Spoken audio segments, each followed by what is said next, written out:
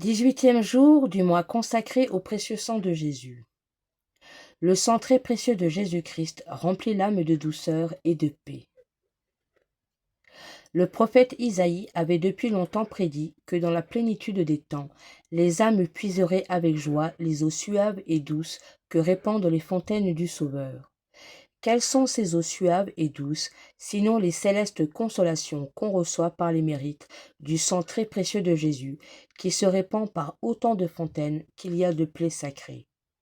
C'est un avant-goût du paradis qu'éprouvent tous les jours ces âmes qui professent une sincère et constante dévotion à ce très précieux sang. L'âme dévouée à ce sang adorable se console par ce qu'elle possède déjà et par ce qu'elle espère. Ce qu'elle possède, c'est le trésor inappréciable de la grâce sanctifiante acquise moyennant l'effusion de ce sang de valeur infinie dans la participation des sacrements. Il n'y a pas de parole pour décrire la tranquillité d'âme et la douceur d'esprit que le Seigneur répand dans celui qui est dévoué à ce sang divin. Celui-là seul peut le dire qu'il l'a goûté. C'est un perpétuel festin. Les anges et la Reine des anges, la très sainte Vierge et la très sainte Trinité regardent cette âme avec un œil d'amour. L'âme vit dans une grande paix et une grande sérénité de conscience. Elle s'imagine déjà goûter sur la terre les joies du ciel.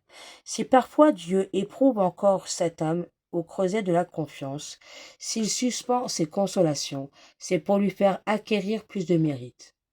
Cette âme se sent en paix au milieu même de l'amertume et de la désolation, en le résignant à la volonté de Dieu. Tout cela est l'effet de ce sang très précieux. Mais l'âme trouve sa consolation dans ce sang, non seulement par ce qu'elle possède, mais plus encore pour ce qu'elle espère et surtout dans ses prières. Telle est en effet son efficacité, que tout peut s'obtenir en son nom, et que nos prières ne pourraient rien obtenir si elles n'étaient pas accompagnées par ce sang du sacrifice et de grâce.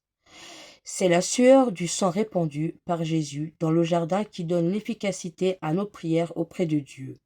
Si l'âme est tentée, elle sort victorieuse du combat, parce que, couverte et armée de ce sang, elle met en fuite les démons.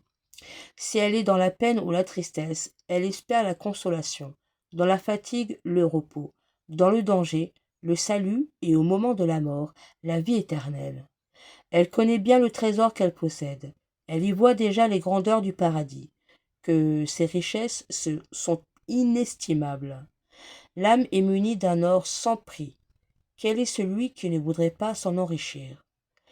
Ne serait-ce pas le comble de la folie que d'être auprès d'une mine d'or où l'on serait libre de puiser à volonté et de préférer rester et, et se plaindre dans la pauvreté?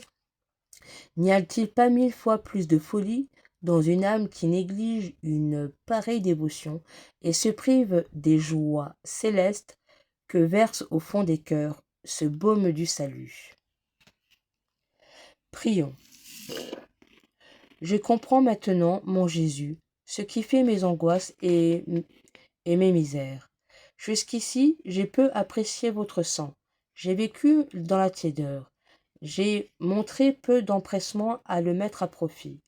Que n'aurais-je pas obtenu si, avec une foi vive et une charité ardente, je l'avais souvent offert aux pieds de votre trône, si, avec un profond sentiment de prière et de respect, je l'avais adoré, si, en état de grâce, je m'étais approché des sacrements, qui sont les fontaines où nous le puisons. Il n'en sera pas ainsi pour l'avenir. Dès aujourd'hui, je veux professer la plus fervente dévotion à ce sang de vie éternelle. Il fera les joies de mon cœur, le but de tous mes désirs, l'objet de tout mon amour, après avoir trouvé dans votre sang ma consolation, ma paix et ma tranquillité pendant cette vie. J'espère trouver par lui une joie éternelle dans le ciel. Ô Marie, source du sang divin, je vous en conjure, ne laissez pas perdre cette occasion de faire glorifier le sang qui vous a fait immaculé. Amen.